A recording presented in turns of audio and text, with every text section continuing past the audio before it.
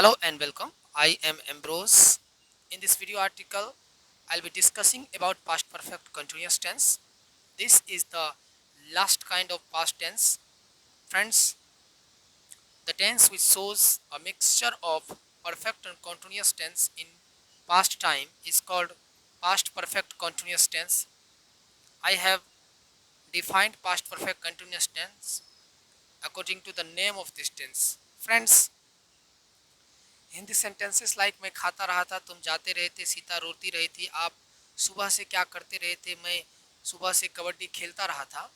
These are the such sentences which will come under past perfect continuous tense.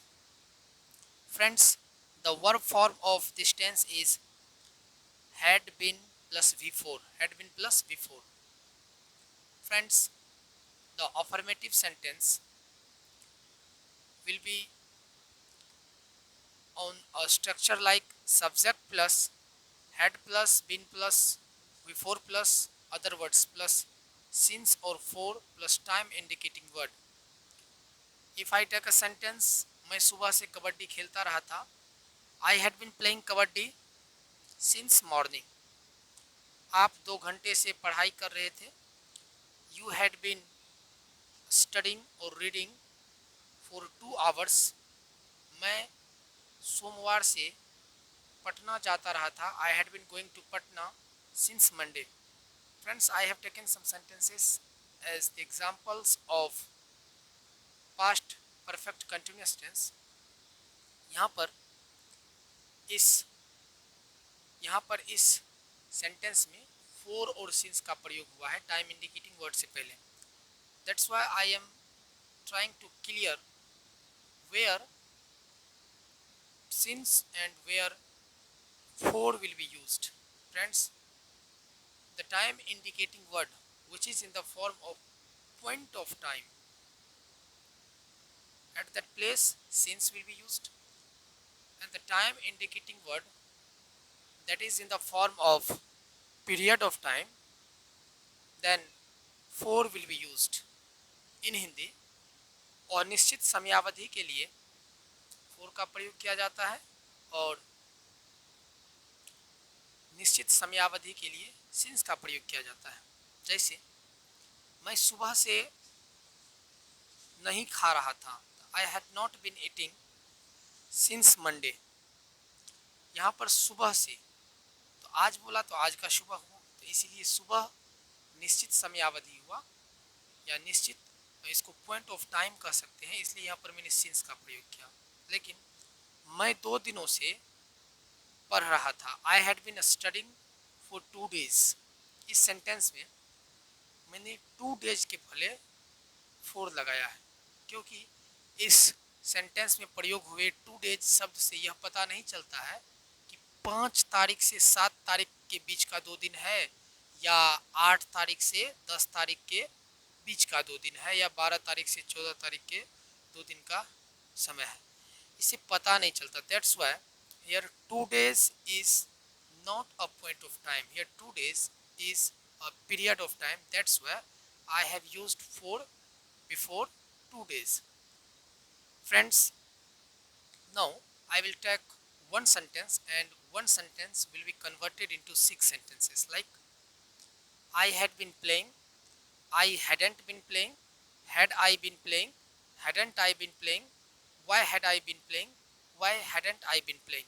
In Hindi, मैं खेलता रहा था, मैं नहीं खेलता रहा था, क्या मैं खेलता रहा था, क्या मैं नहीं खेलता रहा था, मैं क्यों खेलता रहा था, मैं क्यों नहीं खेलता रहा था. Friends, this is a series which is in the form of conversion as one sentences into 6 sentences. And the name of first sentence is affirmative sentence, next is negative sentence, next is interrogative, and next is negative interrogative, and second last is WH questions, and the last is negative WH questions. Friends, if you will again and again convert one sentence into 6 sentences, your spoken English may get enhanced. And if you try to speak English, then you must do, because this is the main path. Conversion of sentence is the main part to learn English. Okay, now uh, rapidly I will take some Hindi sentences and I will convert that Hindi sentence into English sentence. मैं खेल रहा था, sorry friends, I want to clear here one more thing. If there is indicating words, there is time indicating words in the sentence, then you can say मैं सुबह से पढ़ रहा था, and this sentence will come under past perfect continuous tense. But when you say मैं पढ़ रहा था, then this sentence will go under past imperfect tense. That means if you don't want to use time indicating word in the sentence, then you will have to say ता आ रहा था, ती आ रही थी, ते आ रहे थे. Okay, and when you use a time indicating word in the sentence, then you don't need to say ता आ रहा था. You can say मैं सुबह से खेलता आ रहा था. This is also right, and this is also right that मैं सुबह से खेल रहा था. Both the sentences will come under past perfect continuous tense. Now my rapid Hindi English translation will start now. मैं सुबह से खेल रहा था. I had been playing since morning. आप सुबह से क्या कर रहे थे? What had you been doing since morning? मैं सुबह से कबड्डी खेल रहा था. I had been playing since morning. मैं सुबह से कबड्डी नहीं खेल रहा था. I hadn't been playing kabaddi since morning, और I had not been playing kabaddi since morning. Sita खाना क्यों नहीं बनाती रही थी? Why had Sita not been cooking? मैं सुबह से पढ़ाई करता रहा था. I had been reading since morning, और मैं सुबह से पढ़ाई कर रहा था. I had been reading since morning.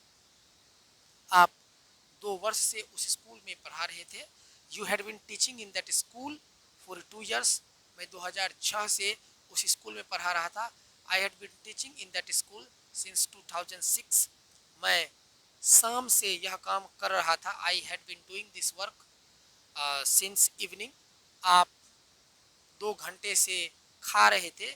You had been eating for 2 hours. मैं 6 बजे से दौड़ रहा था. I had been running since 6 o'clock.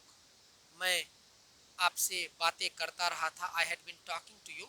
आप मुझसे बातें नहीं करते रहे थे. You had not been talking to me. आप क्या करना चाहते रहे थे? What had you been wanting to do? मैं कोशिश करता रहा था. I had been trying.